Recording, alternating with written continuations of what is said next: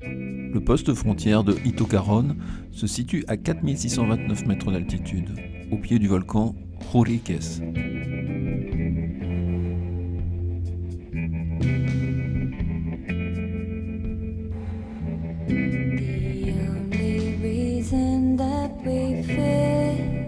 Dans cette région du sud Lipèze, nous voyagerons entre 4000 et 5000 mètres. À cette altitude, le taux d'oxygène dans l'air diminue de plus de 40%.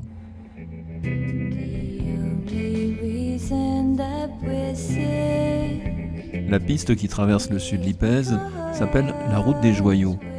Elle doit ce nom à la couleur des lagunes qui la bordent. La Laguna Blanca est un lac salé qui s'étend sur un peu plus de 3 km² et dont la profondeur maximale n'est que de 50 cm.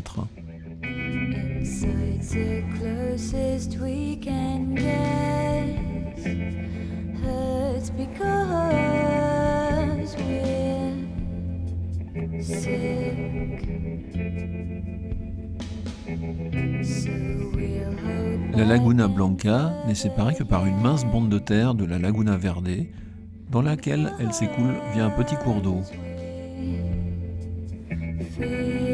La couleur de la Laguna Verde provient d'une forte concentration en cuivre dans ses sédiments.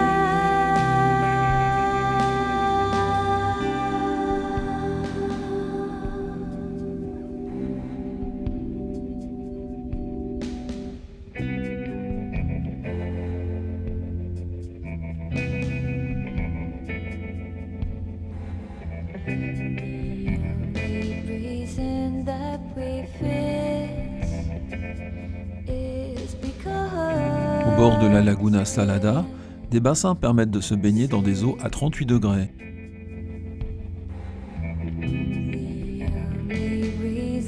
On les appelle les thermes de Polques, et leur richesse en minéraux donnerait à ces eaux des vertus relaxantes et thérapeutiques.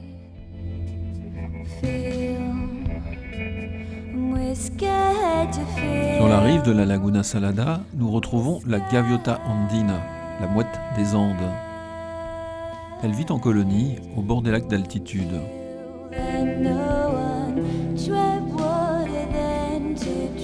À la saison des amours, la tête de la mouette adulte est recouverte d'un capuchon noir. Le reste de l'année, sa tête est blanche.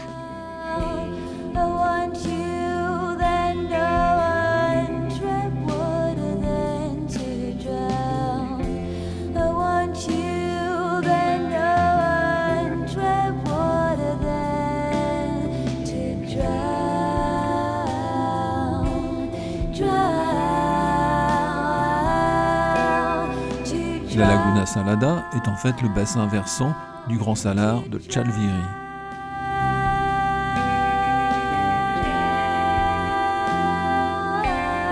Quelques kilomètres plus au nord, le soleil du matin, El Sol de Mañana, est un champ de geyser situé à 4850 mètres d'altitude.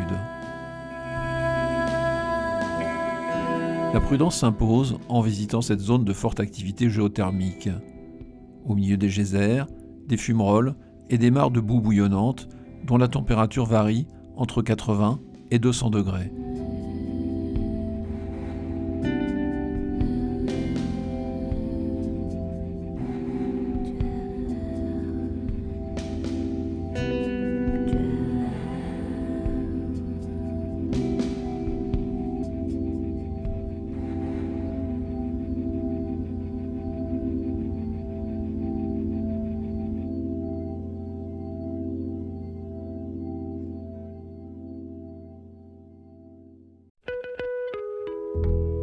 La spectaculaire Laguna Colorada doit sa couleur rouge à des sédiments et au pigment d'une algue microscopique, la Dunaliella salina. La lagune n'est profonde que de 35 cm. C'est un des principaux sites de reproduction des flamants roses que l'on dénombre par milliers dans ces eaux riches en minéraux.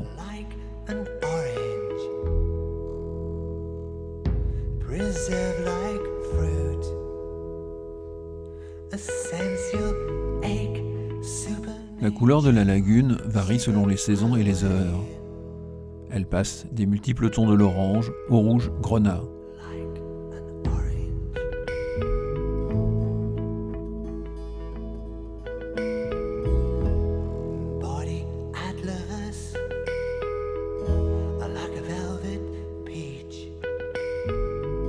Face au vent violent et glacial, les flamants roses ont appris à marcher en crabe.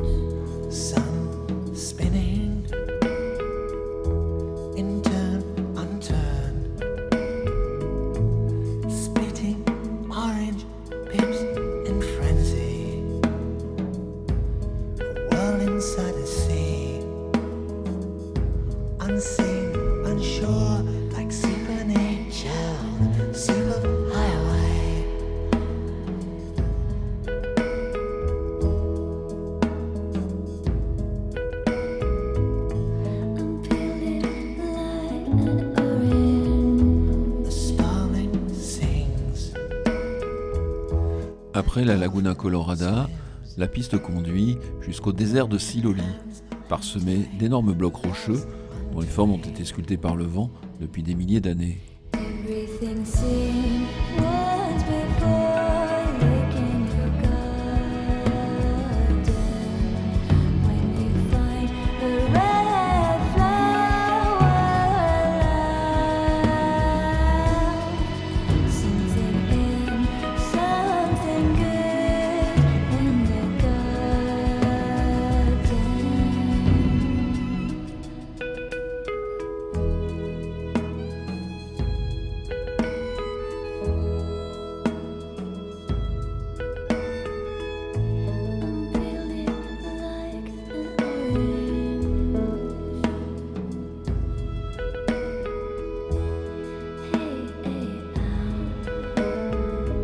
Bien que le nom de Laguna Honda signifie lac profond, l'eau n'est haute que d'une dizaine de centimètres, ce qui lui vaut cette nuance de bleu très particulière.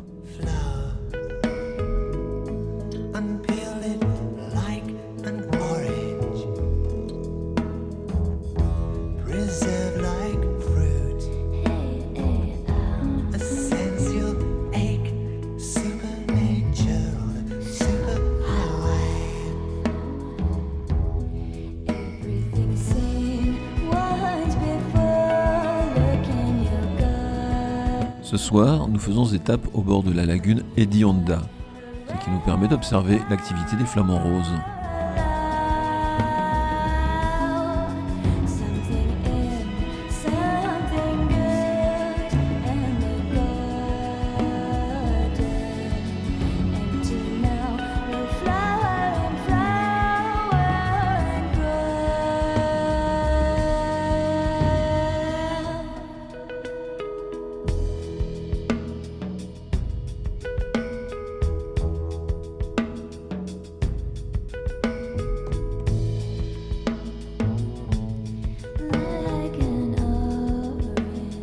L'écolodge Los Flamencos sera notre refuge pour la nuit, à 4120 mètres d'altitude.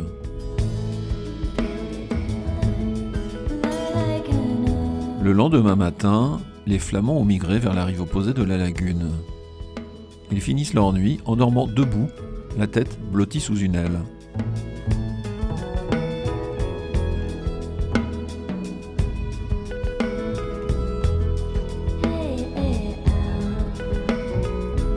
fumerolles s'échappent en permanence du volcan Oliagüe, mais sa dernière éruption remonte à plusieurs milliers d'années. Le nandu est le plus grand oiseau d'Amérique. Il peut courir jusqu'à 50 km/h et dans les Andes, on l'appelle suri.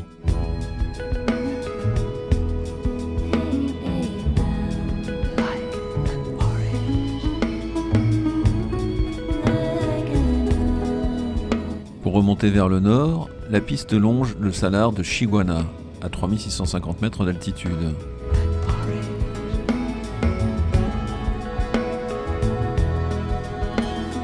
La voie ferrée sert au transport des matières premières extraites du salar.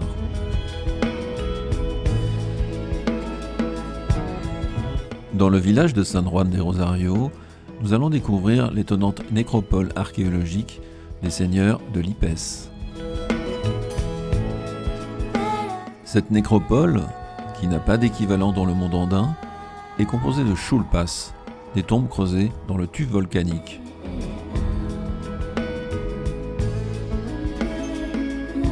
Dans chaque chulpa reposait un dignitaire, auquel on avait laissé divers ustensiles et textiles.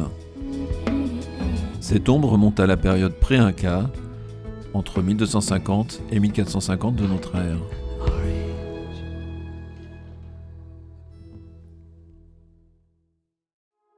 Le salar de Uyuni est l'un des sites les plus spectaculaires de Bolivie. Il s'étend à 3600 mètres d'altitude sur plus de 10 000 km², soit la superficie du Liban. C'est l'assèchement du lac préhistorique Tauca, il y a 14 000 ans, qui a donné naissance à cette croûte de sel, la plus vaste du monde.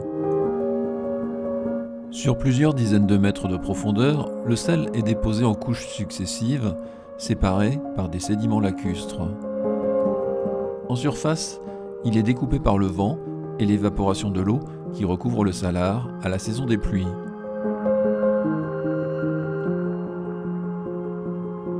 Au milieu du salar, l'île de Incahuasi est constituée de corail.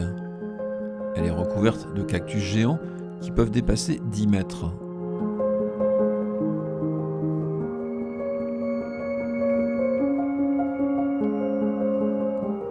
Les salars sont une ressource majeure pour la Bolivie. Ils renferment la moitié des réserves de lithium de la planète et on y trouve d'énormes quantités de bore et de potassium.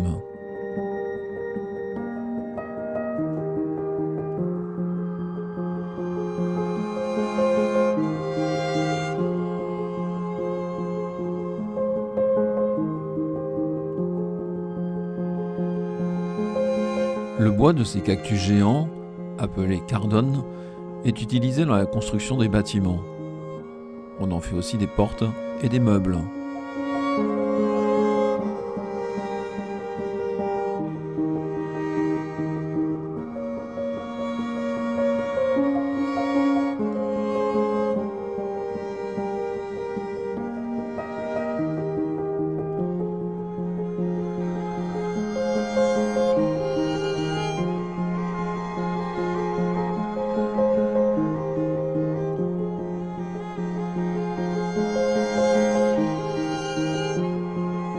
Entre décembre et mars, le salar est régulièrement inondé pendant quelques semaines.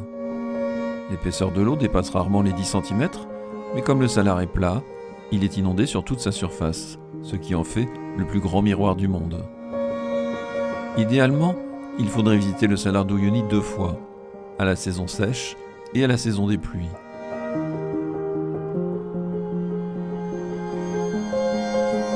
Avec sa surface absolument plate, le salar de Uyuni est aussi le terrain de jeu idéal pour les photographes, pour y créer, selon la saison, miroirs géants, perspectives trompeuses et ombres jusqu'à l'infini.